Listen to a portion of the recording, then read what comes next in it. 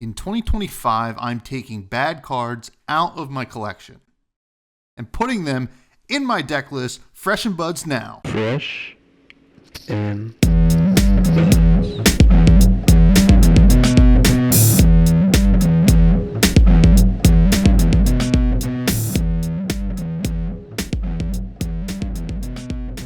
All right, folks, welcome back to yet another episode of Fresh and Buds. I'm Tommy Fresh. You are all my buds, and today we are joined by Alex from AshenWingzTCG. Alex, thank you so much for coming on. How you doing? What's going on?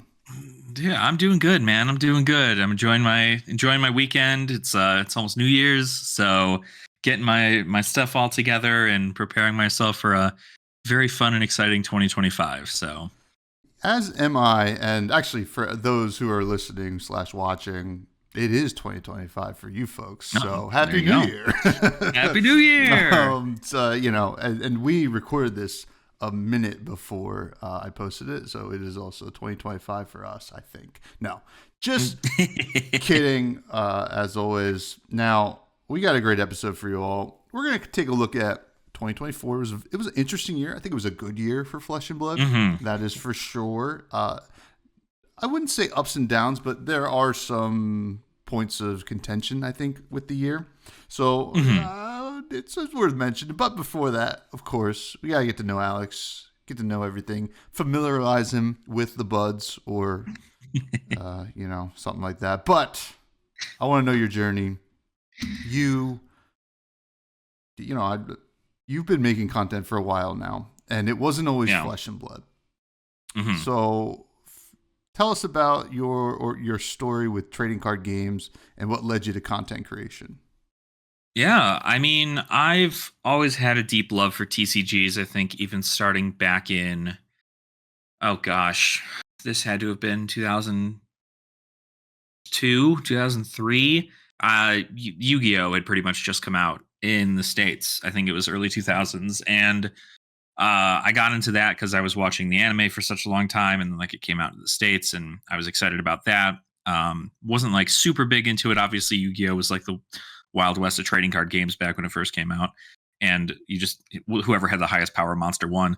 But as I grew into it, there's more. I think in high school, a couple of my buddies introduced me to Magic, and I started playing in Magic the Gathering a little bit. But I was still mainly focused on Yu-Gi-Oh! I think until about 2012, and then I stopped. And I stopped TCGs altogether for a while as I was trying to get my adult life in order. I graduated high school just a year beforehand, and so I was just all right, we got to figure out what we're doing with our adult life. And lo and behold, eventually Magic found me again and was just hey, you're gonna play with your friends and just hang out and have a good time and meet some new people. And I was yeah, sure, that's totally great. And it wasn't Commander. We didn't play Commander. I think we played Modern for but we just had cards around the house that happened to be in the Modern format. But after we moved on and did all that, I stopped playing for a few years, just kind of dove right into content creation as far as video games, more specifically. I'd streamed on Twitch for 7 years or some nonsense. Oh, wow. Or at least it feels like that. But for a while, I was doing that on Twitch. And then one day I was just you know what? I think I need to do a little bit more. But I'm not comfortable just doing video games. I want to do something that I enjoy. And I know I've always enjoyed TCGs. Not that I don't enjoy video games, but TCGs have always been I like talking about the market, and I like talking about the collectability and the playing of the game and the different strategies you can do. And so that's where I found myself making more content for Magic the Gathering. And then right around 2022, I had been super fed up with all the Magic 30th anniversary nonsense that was happening. And I just kind of continued to see where the structure of Magic the Gathering was going. And, it works for a lot of people. And I definitely, I don't want to tell you to stop playing Magic the Gathering if you enjoy the game, because it's good. But I no longer was. Mm-hmm. And it wasn't until I'd kind of been keeping an eye on Flesh and Blood because of, I'm sure to no surprise, Alpha Investments had been talking about it. And he just kind of would go over the cards or open a couple boxes, and I saw all the cards from Monarch and I was like, wow, this seems kind of like a fun game where you're playing as a hero, you're back and forth, you're just like doing your whole thing. I enjoyed the art of the game. And then it wasn't until Uprising came out did I go, oh, wait a minute. This is this is actually kind of cool. I get to summon dragons with a draconic illusionist that utilizes these dragons of legend to fight our opponents. And I'm just like, well, I gotta play. Not to mention the fact that my username, AshenWings, right? Yeah. I've had that name for a while. Like before I started playing Flesh and Blood, way before I started playing Flesh and Blood, and before I even started making content on Magic the Gathering. And when I found out that Dromai created AshenWings, I was like, well, we gotta play, right? Like it was a calling to me. And so I went, all right, cool. We gotta get on it. So the rest, honestly, is history. I found an armory near me. I started going there at least every week, if not every other week. Continuously started playing and growing my collection. And then I was like, hey, I'm just going to take a leap of faith and I'm going to stop playing. I'm going to stop doing Magic the Gathering content. I felt it was early enough in my journey for content creation to be able to make that switch without trying to like hurt an audience or whatever. And even the audience that I still have from that scene is still watching my content and excited to see all the stuff that's happening with Fab, just to like stay involved. They might not play, but they enjoyed my content for what it was. And so I think it was great. And I've kept it rolling. I've enjoyed playing Flesh and Blood. I love every single video I make. I'm always excited to talk about, same deal, the market, the play style, but bringing it to the eyes of players, I think has really been like my biggest accomplishment is just making sure that people around the world can watch the content and go, wow, that was really like informative. And I was able to really, grasp all the information that you had. So I think that's pretty much it. We're caught up now, and I'm a whole body deep into Fab, and I don't plan on stopping anytime soon. So, well, yeah, it is interesting. Like, I'm glad you mentioned the name AshenWings because I think like many people just know you from Flesh and Blood. Would have just assumed Dromai Stan. Yeah. It's not like those are few and far between. That is, well, that makes sense. And then, I was popping on, and I was just like, oh, I had seen your stuff. I never scroll all the way back, to the beginning. So I was like, when I was getting ready for the podcast, to scroll back, I was like, oh, this was magic. Before I got very lucky with being able to essentially trademark the thing before Dromai was even a hero in Flesh and Blood. I had been AshenWings for a while. And so I was just, like I said, I consider it just, I had to dive into the personality, and it's very thankful that I also really enjoyed the play style of Dromai to be able to be like, this isn't just me like trying to make a gimmick of my name. Like I actually do really enjoy this hero, and I think this is great. And it just turned out to be completely ironic that it was a form that it was already in my name. So funny enough, I've been Fresh and Bud since high school. This just that would have been who would have thought, right? Who would have thought? But it's really cool, and you had mentioned before you even started recording, you just ran your first Commoner event. Yeah. And, from your content, certainly there is a passion for Commoner, or at least an enjoyment for it. And obviously, if you're running events for it, there's definitely enjoyment. But how do you feel about the Commoner format as it stands? We do see some events for like the gold foil fence and stuff like that. These events or at these like callings and I guess world tours or whatever they're calling them now, which is a wild choice. I don't know. I don't know how I feel about it yet, but there is a following for that format, and we've even had some bigger stuff. How do you feel about it? And also, you have the Common Language podcast, and is that just Commoner, or you're touching other subjects as well? Yeah, we're definitely touching on other subjects. I guess it's like Common Language. I definitely initially had thought about making it a very Commoner focused podcast, but I think overall it's just putting in good morals and values to your TCG space, I think is probably that is the common language we should all share amongst each other, is just making sure that that's the case. So, I give tips and tricks on like, what,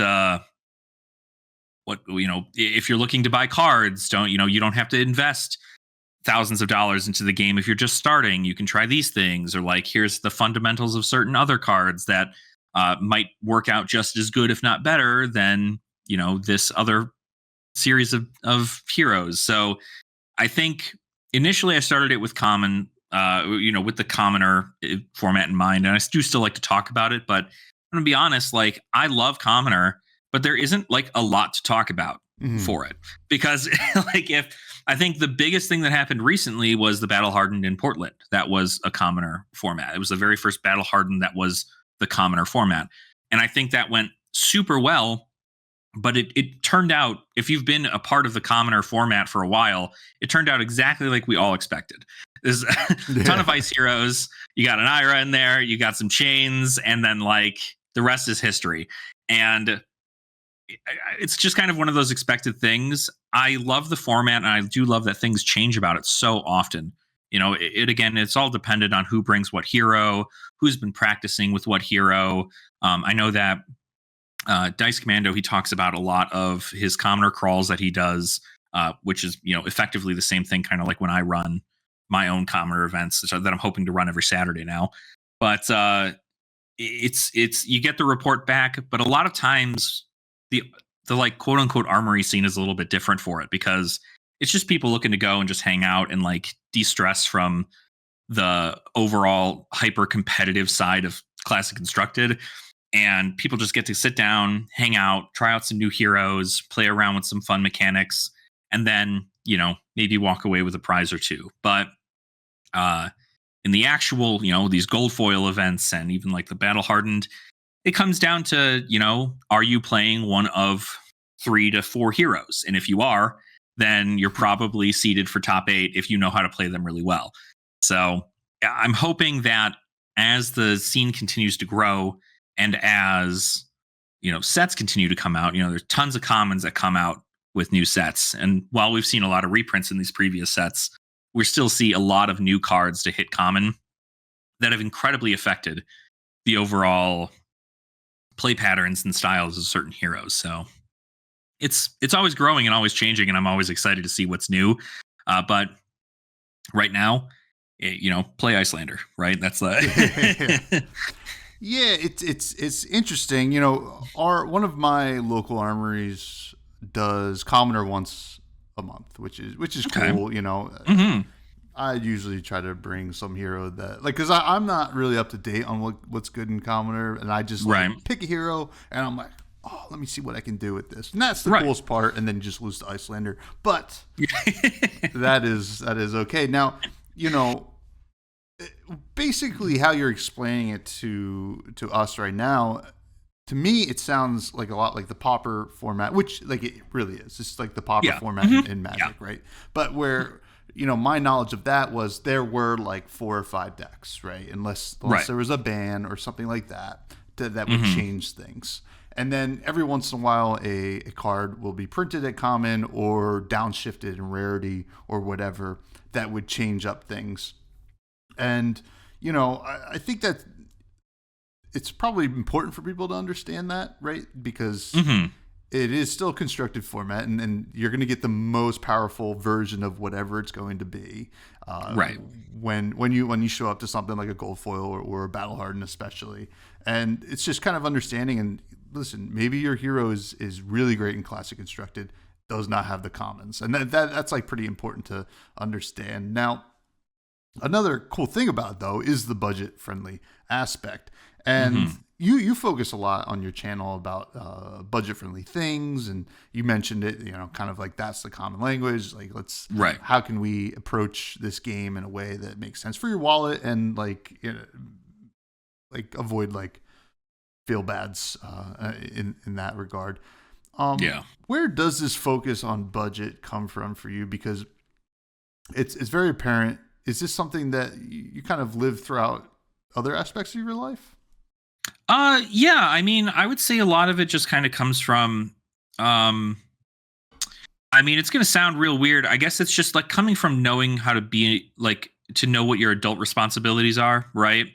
And I love TCGs as a hobby, and I know that some people do a lot of like investing in them, or they do in these, these other things, or that maybe they like switch heroes so frequently that they're like, okay, is $500 one month, here's $400 the next month, and they can't seem to just like stick with the one hero to get like better with.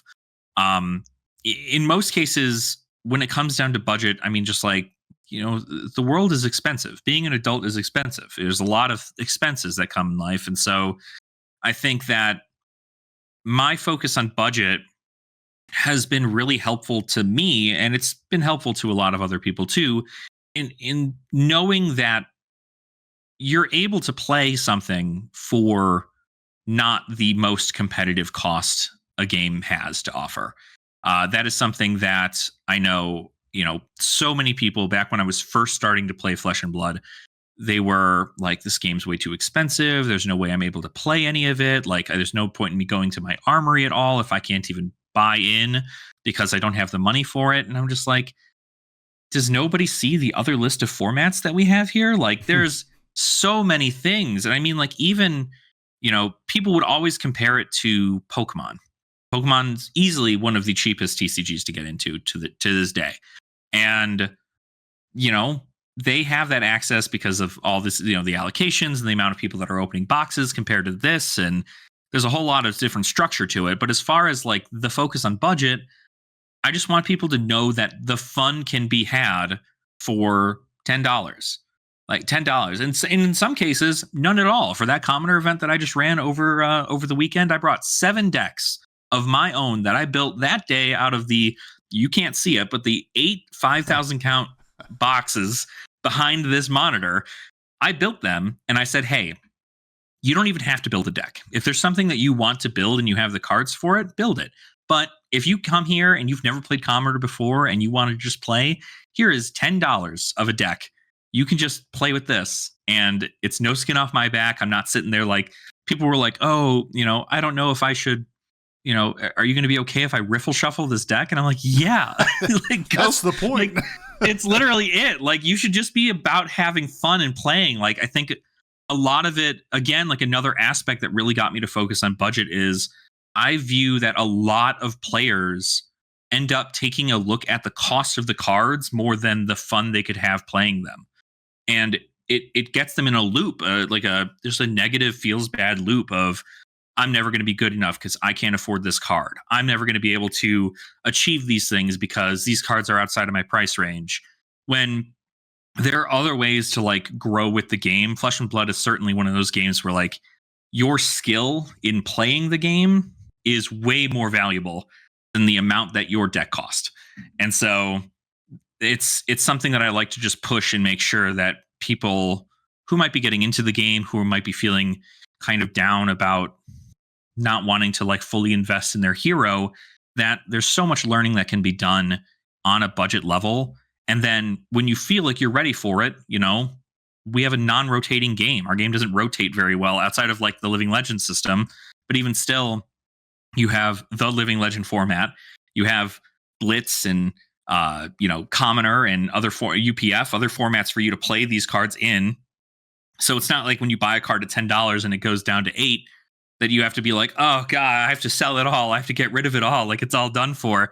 Like, there's so much value in keeping your cards and utilizing them in the different ways that you have available. So I think it's just a good mindset to have when moving into a TCG is not making it about the money and more about how can I have fun on a budget and enjoy the game from that perspective. Yeah, absolutely. And I can't even count the amount of times I've been at an armory or even like a bigger event where, a newer player has a deck filled with the most expensive cards. They have all of it, but they haven't really grasped the game yet. And that could be a feels bad if you're like, wow, I just spent all this money on these cards and I'm losing. I keep losing.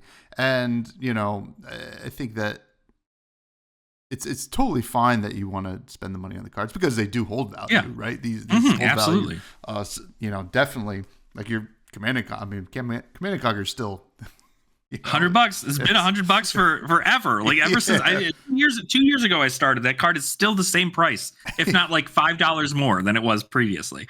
Yeah, like every once in a while, it'll drop to 9, and you're like, "What the heck's happening?" And then it's like 110 the next week. So it's totally fine to do that, but like this is a easy game to learn the rules, tough game to master, right?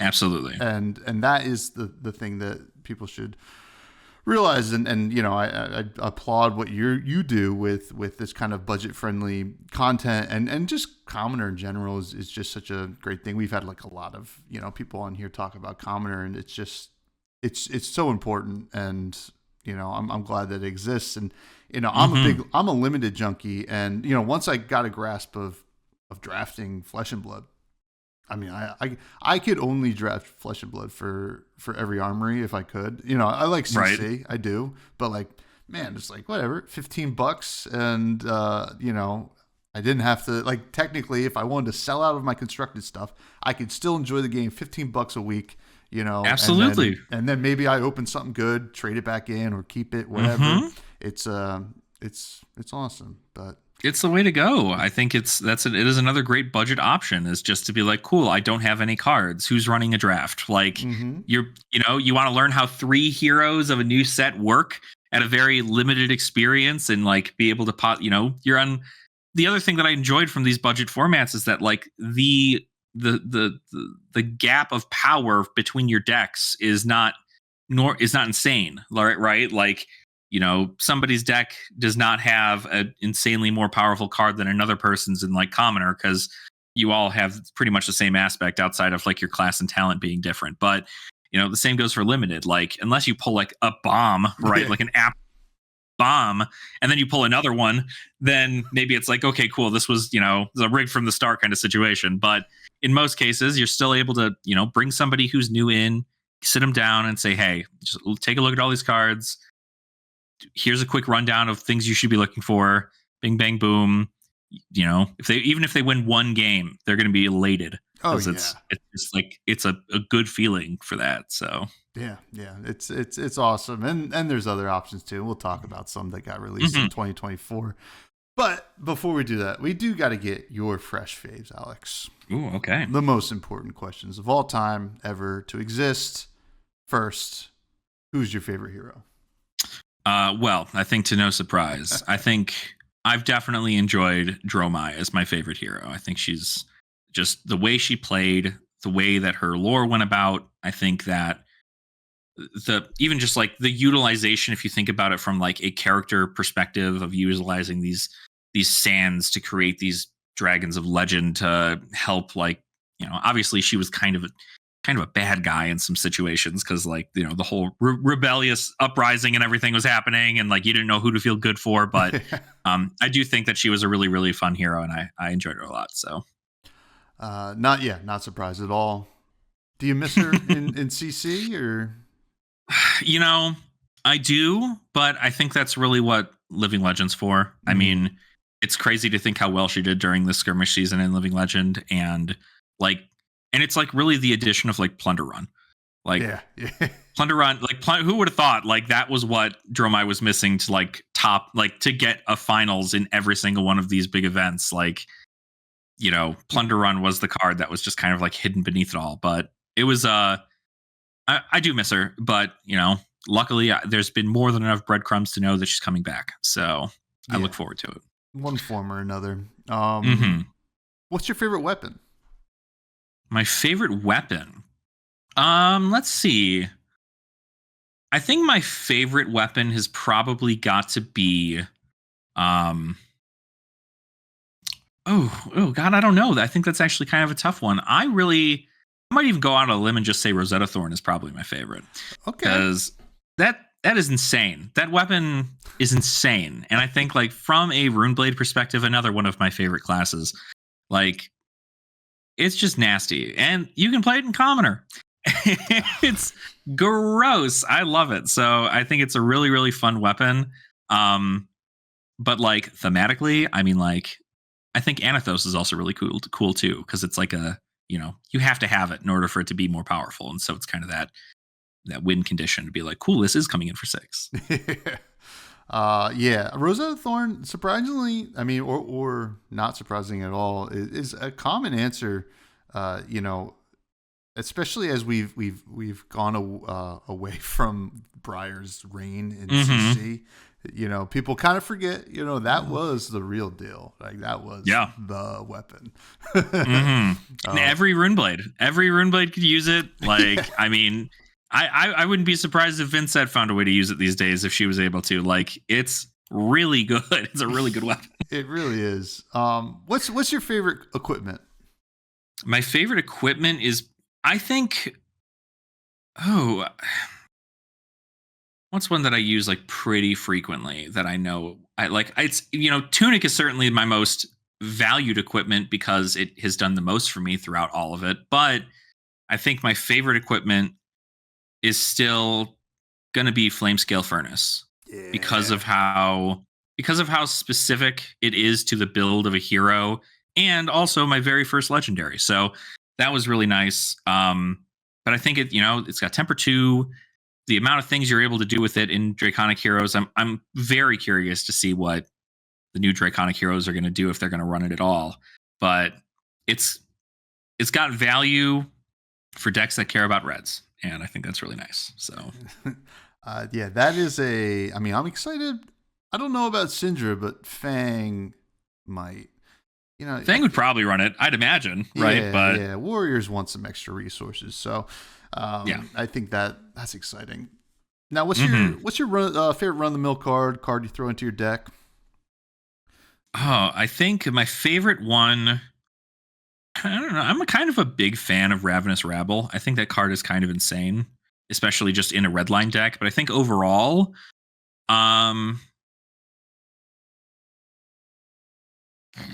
Sink Below has probably been pretty good. I think Sink Below is just like it goes in nearly everything.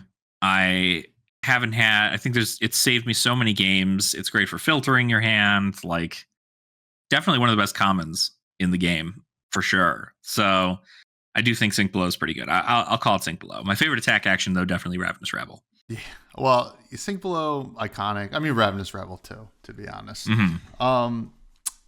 And what class and talent would you be in the world of Wraith? Draconic Runeblade. Oh, we're due. We're due for one of those. We're due. Because that's what I'm saying, right? If you think about the lore perspective, Viscera is from Full Core. So, this is exactly what it is, right? Like, that's what we need. We need Viscera to finish his journey from wherever the heck he's going and wherever, and finally he'll come to Volcor and he'll retain his title as, Drakai of the Arknight or something. And like, this is, I don't know. I am way too hyped for the day we get a Draconic Runeblade, but I just like the concept of the fire element with the might and magic element. It's always been like my favorite kind of like class in like RPGs and stuff. So Draconic Runeblade, I think, would be the fave for me. Nice. Now I'm audibling a little bit right now. I'm adding a new question to these set of questions. I think I'm going to ask people this from now on. This kind of spurred from a conversation I had with somebody at Armory yesterday. And that person asked what I thought the greatest set of all time is so far. Oh. And I want to know which set you think is the greatest set of all time for Fab so far. Uprising. The greatest. Yeah, right. And like, I think if you really want to think about it, because you also, as much as I would love a set for its aesthetic purposes, right, it'd probably be something like Uprising. But Uprising Limited was kind of bad because you just played Fi and like you won, right? And it kind of felt bad. And so when you think about it from a limited perspective, also, I think Heavy Hitters is probably a pretty goated set. I think that set does everything right in its limited format. I think it's diverse enough to where you're not playing the same hero twice in some situations. And even, it's a format where at least like heroes that get pushed to the wayside in CC see play and can perform really well, even without, all their special other stuff. Like, I believe that Heavy Hitters, you don't have to worry about talents. You don't have to worry about any of this other stuff. I think as a talentless set, it does really well for its limited environment. It brought a lot of really great support for many of these classes. And I think overall, it's probably my most favorite set out of Flesh and Blood so far. So listen, I like that answer. When I was asked it, that was in the conversation. Like, I think it will kind of stand the test of time a little bit. And to be honest, I looked at, I was thinking about meta, right? And we're going to actually talk about this in a minute, but like anytime Hatchets is playable, I think that we are in a great spot. It might not not be flashy. It's not flashy, but we're grinded. We're playing Flesh and Blood. So absolutely, it's just back and forth. Good, you swing your weapon, I swing my weapon. We fight. Oh, you've got the defense reaction. That's so cool. Like, oh, the attack reaction that you have to block my Centauri Saber. Like, there's so many things. Watching Dory in the Pro Tour, that like mid-range Dory that was going up against Arthur Trehay on the Dromai. Like that was so cool. Immediately, I was just like, wow, warrior, cool as hell. Like, I love that, and I want to definitely get into that. But like, I'm telling you, like the second, obviously, I'm sure we're gonna get into it, but like the second Mistveil dropped, everything was just like, whoop. Forget what we said. Like, don't worry about all that. no more of that. You right. You sit down. We gave you one set, and you screwed it up for yourself. Put those calculators away. No more math. Now we just zoom. So it's time to do a little bit of a review on Flesh and Blood, which I do think it was a good year for the game. As I said up at the top of the show, I don't think a lot of missteps or anything like that. Kind of coming off of what I would say was the most questionable decision that they made as a company in a product release, which was Bright Lights. And listen, Brian and James have not been strangers to saying, Bright Lights was rough, right? And right. And I think us as fans, and I do think there are some positive things from Bright Lights as well, but we're not here to talk about that. But there was a few questions in the air, and then we got the announcement of the set we were just talking about, Heavy Hitters, which launched with for the 5th year of the game. They brought a bunch of community members down to Queenstown, New Zealand, I think it was, for the world premiere. That was very cool. People had fun. Heavy Hitters. Let's talk about it. This was the start of the year. Who was your favorite hero out of Heavy Hitters? I think, honestly, Kasai was probably my favorite out of Heavy Hitters. I think that as much as KO reigned supreme for like the longest time, I think that Kasai, by far, I just love the intricacies of like, oh, cool, you draw cards and then your weapons are free. And then you get to do, like, you're already at a 1-card value because you drew a card probably. And then you get to go ahead and swing your weapons, which, they don't come in for a lot, but like the attack reaction step is so pivotal in the entirety of the game of Flesh and Blood that like, you have all these extra resources. You're able to make gold with your hero power. You're able to utilize that gold to then create an army where you can have sell swords. As I think it was just the coolest thing. I hope that there's more support for like, create an army Kasai in the future, because I think that's such a great opportunity to see, and it's nice that they made them cost resources to attack, because that would have I think definitely she would have done a lot better than KO in most cases, but it is Kasai's definitely my favorite. I think it was great. So yeah, Kasai was really cool. Obviously a kind of a crowd favorite from her days from her first printing in Crucible, and had that really awesome flavor. Literally told a story within the whole character. I loved Olympia personally. There's something about I've talked about this before, but if there's a bad hero, I'm going to play it. And and Olympia, arguably was bad, but like you could still do the grindy warrior thing, and then Up the Ante was just the coolest. Up the Ante's great. It's so cool. Good. You can throw that on a CNC, folks. That's so sick, and like. That is, really cool. And, whenever I think about Heavy Hitters, I think about the Warriors and the Brutes, right? Right. It was a little disappointing to get Rhinar again. Maybe not a new printing of Rhinar, but I think we all got over it. It would have been nice for Rhinar to play a little bit better after a set with Brute being featured. But I think that they've even said that was kind of something that they had hoped for. But it didn't pan out. But the Guardians, Betsy, very fun. We're getting really cool expansion slots for Betsy. Betsy is she's getting the Riptide treatment right now. Yeah, she's getting little bits in the expansion slot, and eventually we'll get a specialization weapon for her for the log, and that's what we're hoping. Oh yeah, and it's going to be awesome. I mean, I love playing against Betsy. It offers like really interesting decisions, but Victor was the victor in that way. The Victor absolutely still, I think, is the best Guardian legally in CC. I mean, I don't know if Jarl has it, to be honest, but Victor just... I think Victor's better. I mean, draw a card on your hero power is pretty good. So they banned drawing cards. So if you have a hero power that says draw cards, it's pretty good. It is pretty good. And like things like Trounce and all this stuff is great. Now, we hinted at it, but what would you, if you were going to give heavy hitters a grade on the constructed scale and what it did for constructed, what would you give it? Out of what? Out of 5? Sure, out of 5. Okay. What we can do. So when I do set reviews, it's in order: fresh to death, fresh, stale, and rotten. Gotcha. Okay.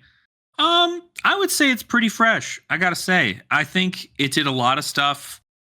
Brutes were just kind of like relying on the dice for the longest time. And now they were just like, cool, here's a bunch of other stuff that's like, the beat chest mechanic was just like, sure, you're already discarding a 6, but like now you don't have to do it at random. You get to choose, and like that's kind of cool. I think the Guardians got a whole bunch of great stuff too, although like a little bit more aura focused, which I don't think was like the initial thing for a lot of it, but the clash stuff was really good. And obviously Guardians are winning clashes because they've got a bunch of 8, 9, 10 power attacks in their deck, so they're gonna have a lot. And then I think the Warriors again, like, I mean, Dory was like, she's always just kind of been like in the middle of everything. And then the second Dory gets any additional support, it's just like, whoop, okay, cool. Like she's been good the whole time. I don't know why you've doubted her. So I think we got to see a lot of heroes. Bravo got a bunch of cool fatigue things. Obviously Victor did really, really well. Dory did great. Kasai builds were through the roof.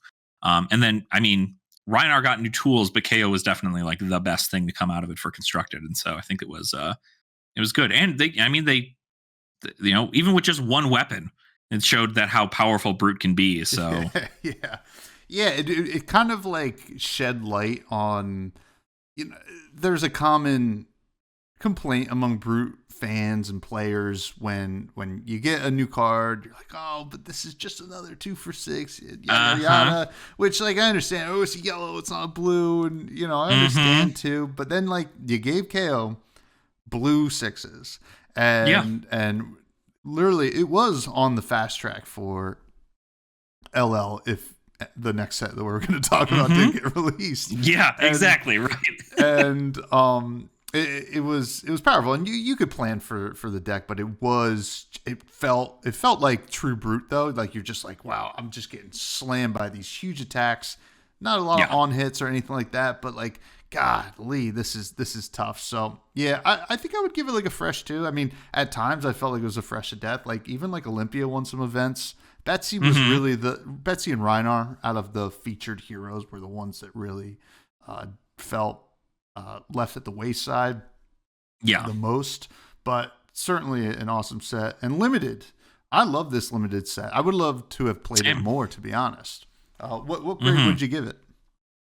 I think it's definitely a fresh death for me. I think for sure it is such a good baseline. I know so many people, I didn't get to play, and it's still to this day have not played limited WTR, but so many people have been like, this was just WTR 2.0. Like this was just what everybody initially knew Flesh and Blood as, but like a little bit higher scale with some more like, new mechanics. But overall, it was just like, I throw a big attack at you, you throw a big attack at me. I throw a big attack at you, you throw a big attack at me, but like I block it a little bit better.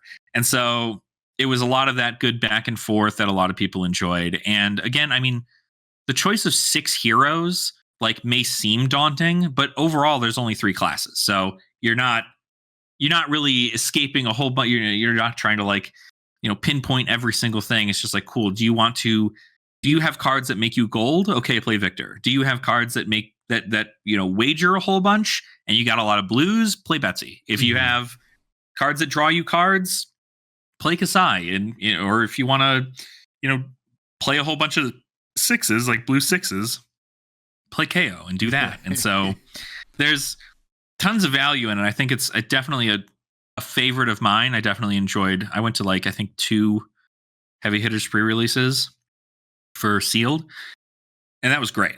I think I had a fun time, and it was really a great experience for a limited environment. So yeah, absolutely. I think the only, I mean, I loved it. I think it was like a pretty high fresh for me. I think that the only things that like I guess complaints is, especially now that we have the 30 card limit right coming in MST, I think that was a nice quality of life change for limited in general, where you wouldn't just fat deck it and just be like, well, whatever, I'll just, Did they not have 30 card limit for heavy hitters? I thought that was introduced. Oh, maybe it was. No, it was a 40 card limit, I think.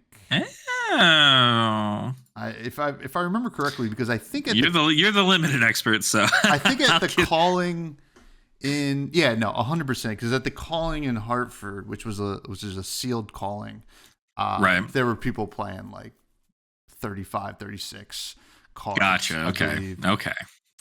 There was a limit in Bright Lights, but I think they stepped it back in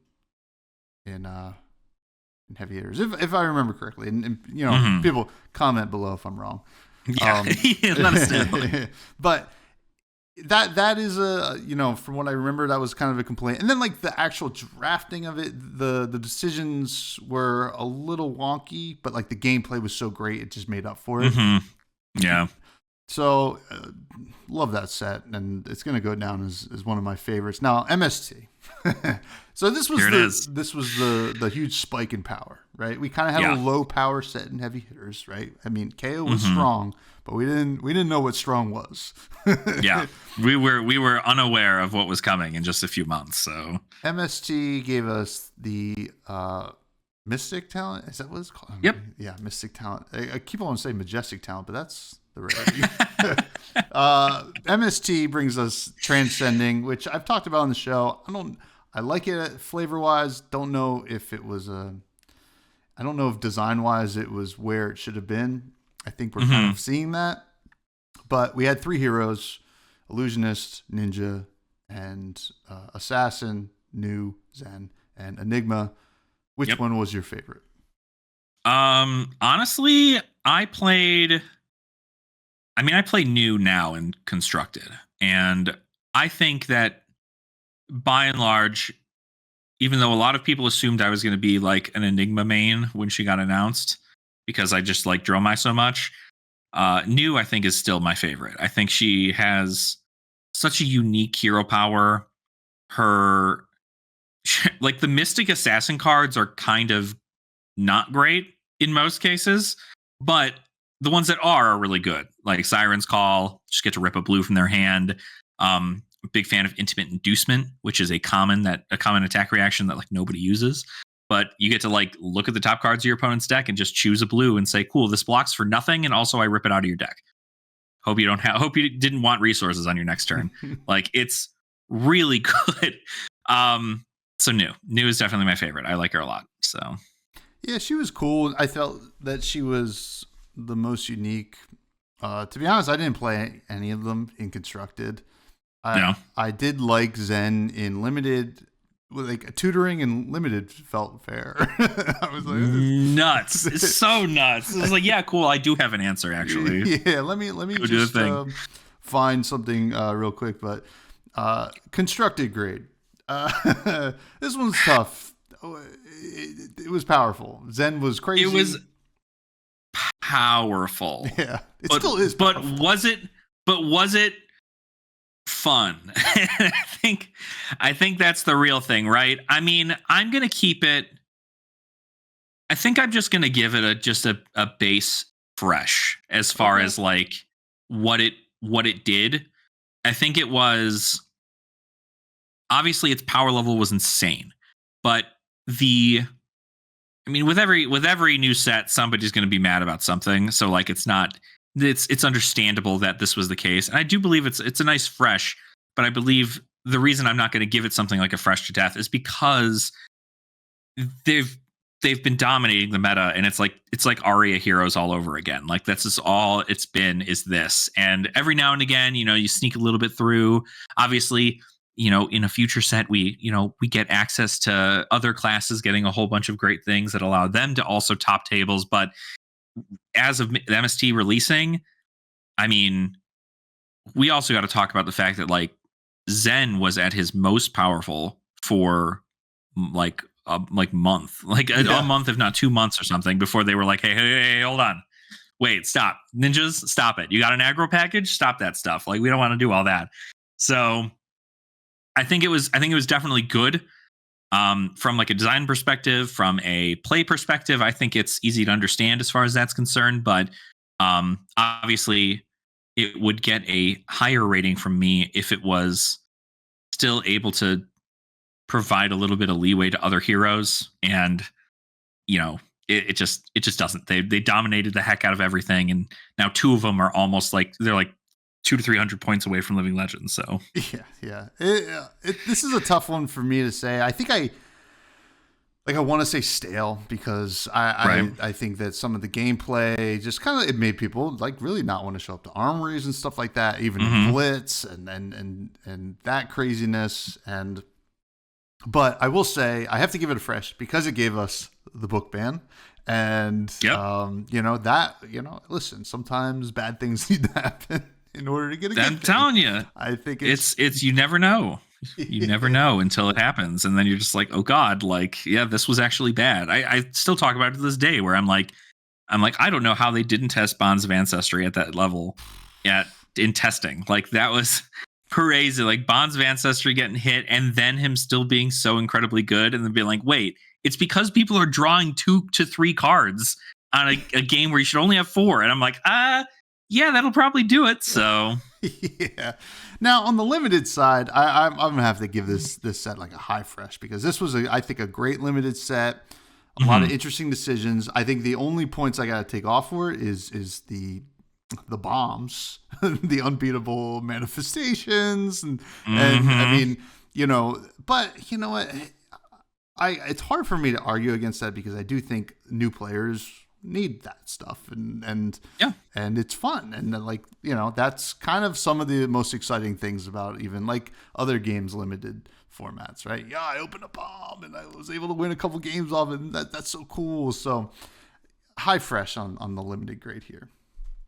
Yeah, I'm right there with you. I think it was definitely a high fresh. I enjoyed it a lot. Again, I went to a couple sealed events and played in like a draft or 2, and I've enjoyed it. I think I always, anytime a ninja is involved, I tend to I think part of my brain, this little goblin in the back of my brain is just like, force ninja. What are you doing? Just force ninja. You should just be forcing ninja. But in this case, I think I definitely went, I played new for my first one, and like the look on people's faces when in limited, you can be like, cool, pitch chi to new, play all of your blues and banish. Yeah. And they're just like, wait a minute, what? Like you get to do what? And I'm like, yeah, this is a limited format, but I get to be at like some of my highest power because I just get to go, cool, your blues that are in banish, all those blue go again cards. All right, cool. I'll just go ahead and hit them. So it's a fun time. I enjoyed the limited format a lot. And it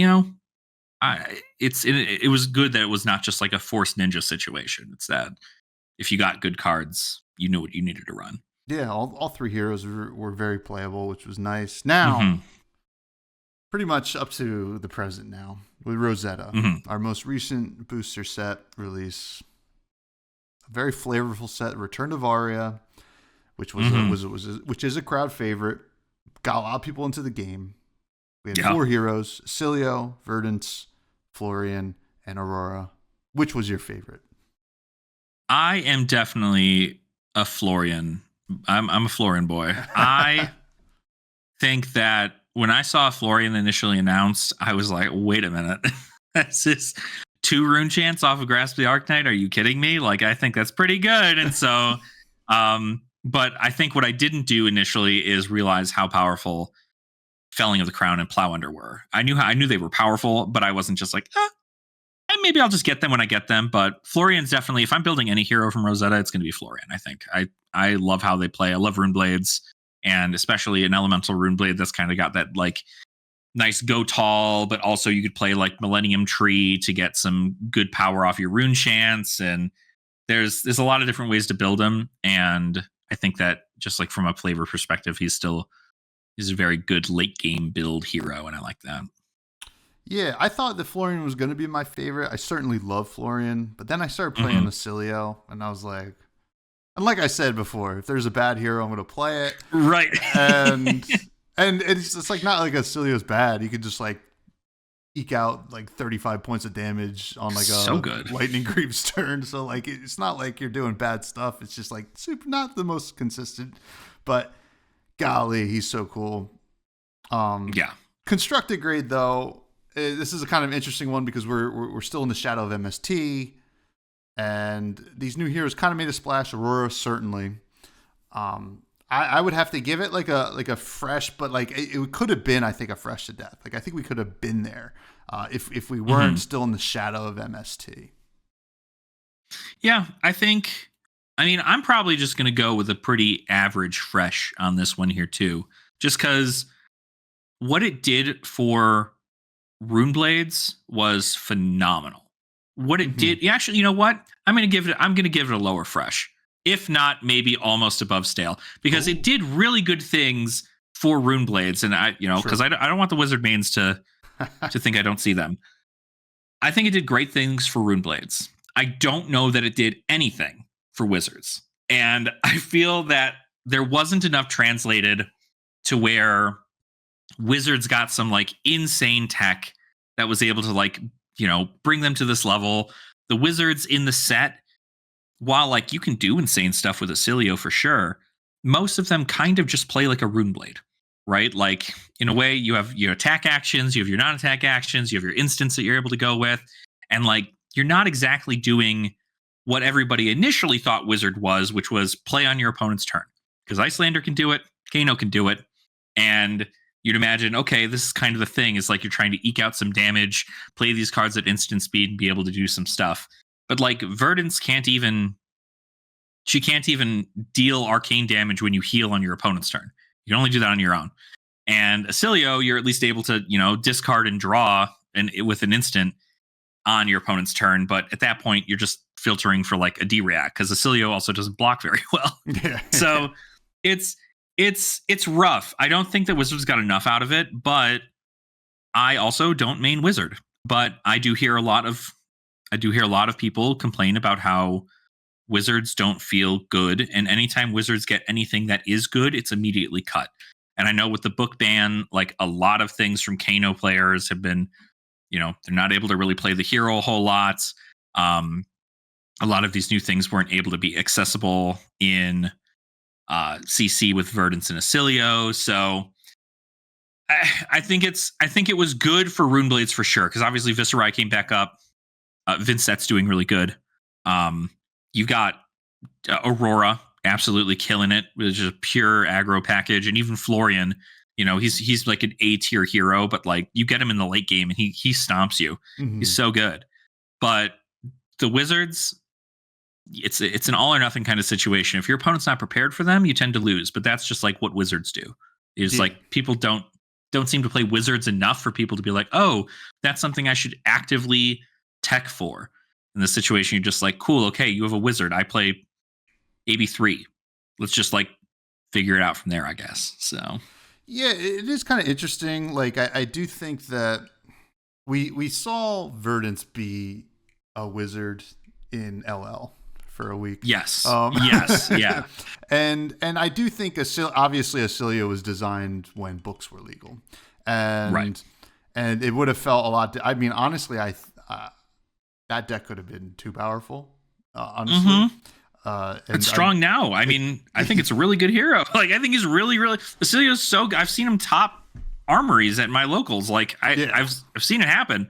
But it's like, you know, that's just the premium aggro package of like they're able to pump out a ton of damage, but that also means they don't block very well. And so if you catch them on an offhand, it's rough. But with the books, that's donezo. Oh my gosh, Acilio would have been taken care of significantly faster. So yeah. So yeah, I mean, I think, but the Runeblade support was incredible. I mean, we see Viserai now probably going to LL in the next couple months, which is crazy to think of. Yeah, like, yeah. I mean, he was doing nothing forever. He's a very feast or famine hero. He's either one of the best or not good at all. But now I will say, I think this is a fresh to death limited experience in Rosetta. I've really enjoyed the limited experience. I think drafting it has all of the gameplay benefits of like heavy hitters, but also like the really interesting drafting decisions that didn't really have as much of. You know, even my most recent Pro Quest that I played, you know, I first picked like a Verdant's like Majestic or whatever, and I'm like, okay, I'm in Verdant's, and you know, I'm seeing Earth dry up really fast. I'm like, uh-oh. And so I'm like taking wizard cards, and then like, you know, I get past in second pack a Comet Storm. I'm like, well, this is like, now I have to make this decision. I think I got to do it. And I was able to go like 2-1 on Acilio. And like after kind of committing to Verdance in one pack. And I thought that felt like a really great sign for a format. I'm not sure if you echo those thoughts, because I think it was a lot of fun. Oh, I had a great time playing it. I had a great time. I think it's, you know, there is that thing where like, you know, you get so many reports back from so many different players just saying like force Earth and you win, right? Like if you force Earth, you're guaranteed to at least get a positive record walking out of there and you're in a good spot. But I've seen Lightning Heroes win. I mean, like it's all based on the pool. It's based on what you get. And so a lot of it comes down to, can you pilot these heroes well enough? Do you have enough lightning cards? Do you have enough earth cards? What's your armor looking like? Like, did you get enough good equipment for your stuff? Or like, did you pass up on equipment and you kind of only have like, you know, a little bit? Like if you're playing Verdance, but you only have like the inclined cloak and the hold focus, right? The wizard equipment and none of the earth stuff, you're just like, I guess it's not as bad or it's not as good. But I think it was great. I put it right. I put it right in between like fresh and fresh to death. And I think the reason being is because I feel like it was a good set to play limited as far as your options to play. But when we talk about how Arcane is played and constructed, I think the concept of having the Sanctuary of Aria, while fun and thematic for the fact that it's kind of like its own mini game as far as like what limited is, if you're also thinking about limited as like a teaching opportunity, no, but you're never seeing that card in constructed. And it doesn't teach you, it just teaches you kind of what like almost Spell Void is, but not really. Like it's, everybody's gonna be having Arcane Barrier, everybody's gonna be having all this. And so like you're able to utilize, if you know how to deal with Arcane, you know when and how to use something like a Sanctuary of Aria. But if you're brand new and you're like, oh, is this what blocking arcane damage is like? It's going to be like a completely different. No, it's actually easier. Yeah, as a matter of fact, this is way easier and constructed. And this just makes it more difficult because they didn't want to print Null Rune again in the set. And which is fine, because like I think that would have led for like way more grindier games and like would have just been a lot more like kind of like, okay, cool. Yeah, you deal arcane damage in an arcane damage set. I prevent it. Okay, cool. I prevent it, and I keep preventing it. And then nobody plays arcane cards, and they only play the physical damage cards. And then when your opponent flips over Null Rune, you're just like, oh, well, I didn't expect this. So, but I think that was my only gripe with it, is that Sanctuary of Aria was like misleading to new players in regards to how like arcane damage can be prevented. But I do think that it led to some pretty awesome opportunities of how to utilize your brain to go like, hey, do I block arcane here or should I block it here? Like, I only get to do it once. Is this the opportunity? Like, or do I just wait until I'm about to die and then, give my whole hand and hope they brick? So there's a lot to it, but I do think that it was a really fun limited set. And I still feel that every hero, no matter what their talent, has contention for top. I just know that obviously going tall when everything blocks for 2 is pretty good for Earth heroes. So, but it was fun. I had a great time. So, yeah, it was a good time. And finally, those are all the booster sets. We did have some auxiliary products. We don't have to go in depth on them, but we did get armory decks for the first time this year. A lot, 5 of them, I think, with the 6 coming in March. And we got the first strike decks, which are very neat, like them. And I guess you can throw the Blitz collections in there as well. A nice opportunity to kind of like get all the Blitz decks and then, a play mat as well. What were your thoughts on these auxiliary products? I mean, the main ones are really the armory decks. The first strike decks were really neat as well. Yeah, I think the armory decks for sure were probably the biggest benefit to Flesh and Blood as a whole throughout this year. I think even if no booster sets released and 5 armory decks were released instead, I think it would still see the amount of growth that we are seeing today. And that's just simply because people want an easy way to get into a game. And more specifically, this is a great way for people to get into the most represented format in Flesh and Blood for a whopping $40 to $60. And that's insane, because when you think about everybody who's talking about the price and, how price sensitive they are in regards to being like, oh yeah, I don't want to spend $500 so I can go play at my locals because I'm not sure if I'm going to like the game yet. Spending $40 is significantly more affordable to most cases. And I know that out of that happening, I don't know. Some people I see all over the internet, and they all are just like, yeah, it's just bulk in a box. You're spending $40 for bulk. And then like every now and again, you're getting a couple exclusives. But I still think that it's when you're looking at it in the eyes of a new player who doesn't even have bulk to begin with, it's a fantastic product. And it's easily upgradable. Everybody and their mother is going out going, hey, cool, this new product just released. Here's $60 more you can add into this. And now you have like something insanely more competitive. That's what I've been doing. I know a lot of other content creators have been doing the same thing. It's just like, it's a stepping stool to get you in. And I feel like that's what new players want, right? It's why commander decks do so well in Magic the Gathering, is because you can go to a shelf and say, that one looks cool. Those colors I think I'll like. I'll buy that. And it's, you already have the deck, just leave it up, shuffle it, play it with your friends. You don't have to worry about like min-maxing your values or anything. Like, it's created to be thematic and fun and enjoyable and give you an idea about what the hero does, while also giving you exclusive equipment for a hero that you quite literally can't get anywhere else, which I don't know what the repercussions of that are going to be in like 10 years, but it's pretty cool to see right now that like a lot of these heroes who just had like nothing for a long time just get like, here's an insane upgrade. I mean, when we first saw Savage Sash, everybody was like, this is gonna be banned in Blitz, right? Like, there's no way this is gonna be allowed to be played in Blitz. And lo and behold, I mean, like, it hasn't done enough to be like insane. Obviously, Reinar LL'd, I believe, but like outside of that, it hasn't been anything crazy. Savage Sash has done really well. MST, if they came out with an MST Armory deck, I think it would be just like a slap in the face kind of situation. But in this case, I think it was really good for the heroes that needed it. Bolton got a lot of great support. Azalea got some new tools, even though I think a lot of people just put those cards in Riptide instead. Yeah. But it was great. I like those. The Blitz decks, the Blitz collections were a pretty fun thing. I like that they come with a playmat and like a whole bunch of other stuff. And they're fairly affordable, I would say, if for like a beginner product, if you're looking to like get a spread of decks and play with your friends, it's still enough to give you some options. And then the first strike decks, I think, were really good too. I think a lot of people got mad at those because that was a deck where they added in arcane prevention, where they didn't do that in the armory decks. And I don't know, I often see just a lot of people get upset about it, and I'm still grateful that they're coming out with product at all, let alone product for new players, and just be like, if you're really just like, man, I feel bad for every new player that comes in and doesn't have null rune for their equipment, just like, tell them that it's $4 and they probably have it at the store. You can just like buy all four copies of null rune. It's not expensive to find. So it's interesting.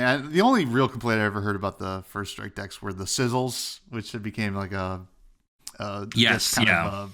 staple. But in terms of the armory decks, like, maybe it is bulk in a box for us, but I have witnessed now 4 of those 5 armory decks win a game for a new player at an armory. Exactly. 4 of the 5. The only one I didn't see is Bolton. But listen, Bolton's got Bolton's different. Got other things you got to worry about. Yeah. So I think they're a grand slam so far, and if they keep on keep making them, I'm gonna keep buying them. It's good to have. I sleeved up a KO, gave it to my cousin who plays One Piece almost exclusively, but he has a Flesh and Blood deck, and he told me I was at One Piece locals or whatever, and we had time in between the round.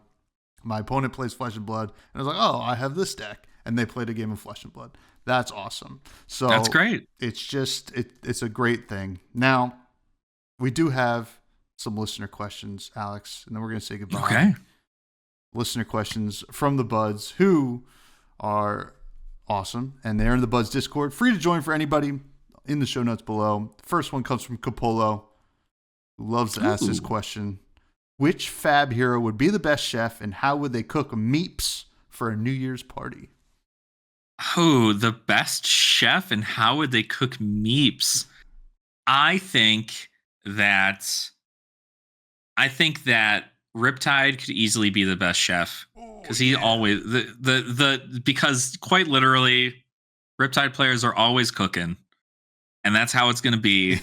And more importantly, how are they going to cook meeps? I think it's just nice braised meep.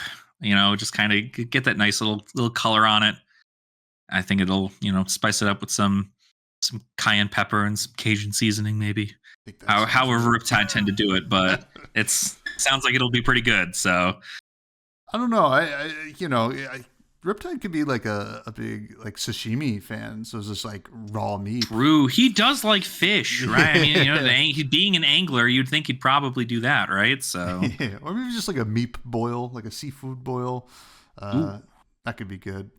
Darth Prentice, who obviously the audio wizard himself. You already kind of answered this, but what's your favorite generic card, and bonus points if it blocks 2?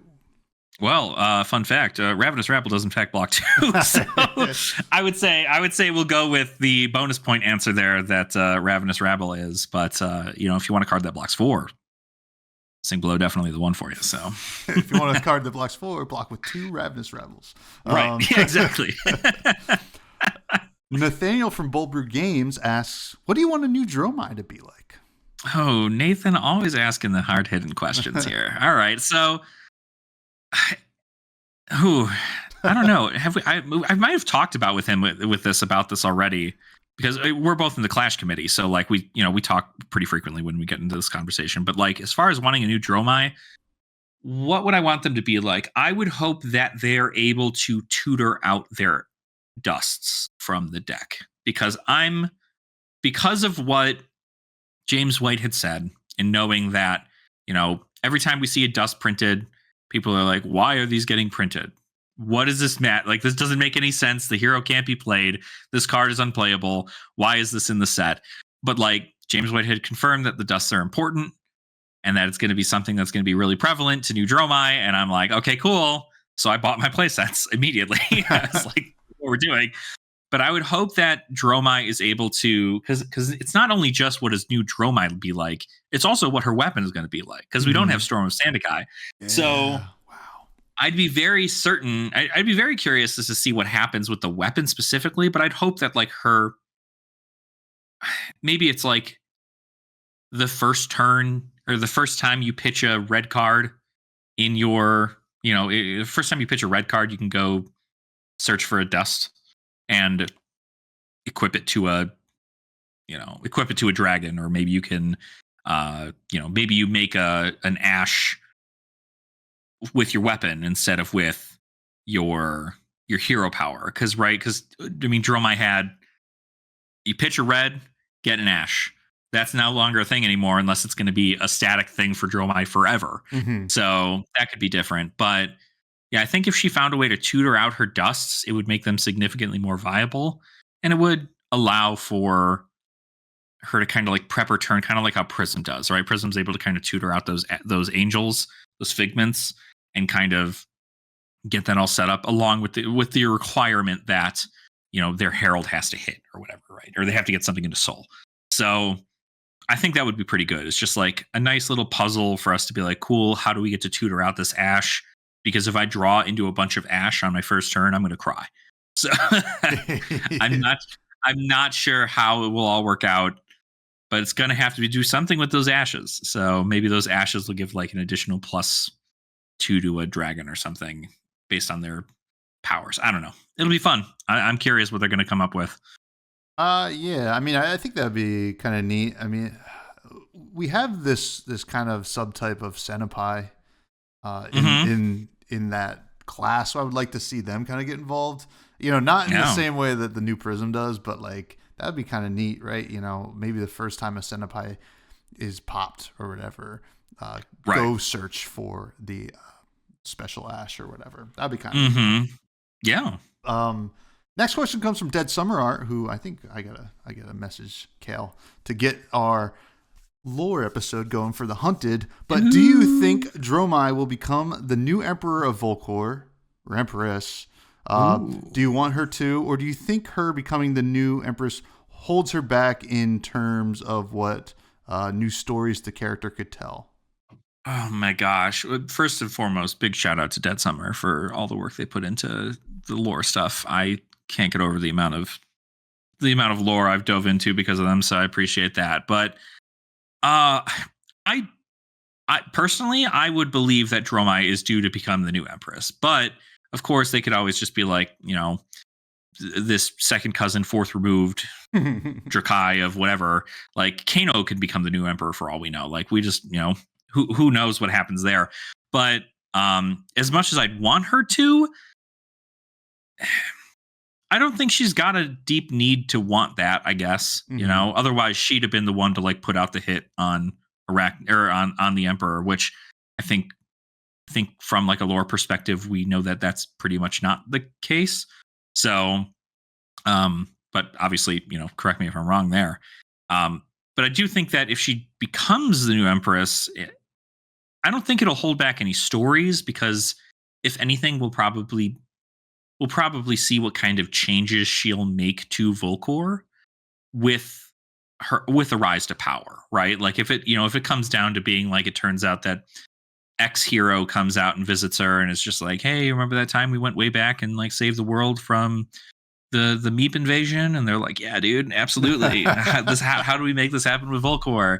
And I think there's opportunity for her to still grow. Honestly, I'm just excited that new lore stuff is happening through and through. I know like Heavy Hitters was pretty like light on the lore, and Bright Lights, I'm still confused at half the stuff that came out of Bright Lights. But as we continue to see more and more creative teams show up and assist LSS with these, I think that there's a lot more creativity that can be put towards the lore.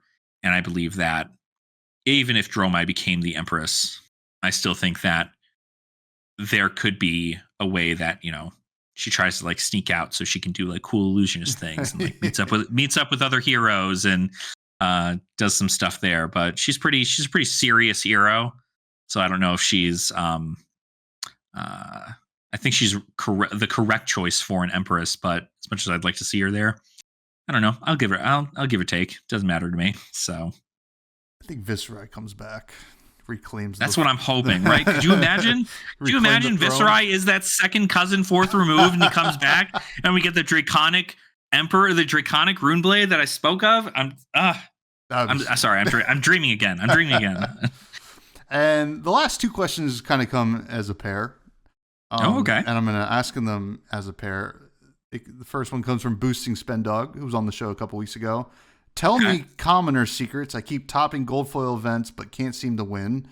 And then the second question comes from William from the Table Pit. Tell me your commoner secrets and not boosting spend dog.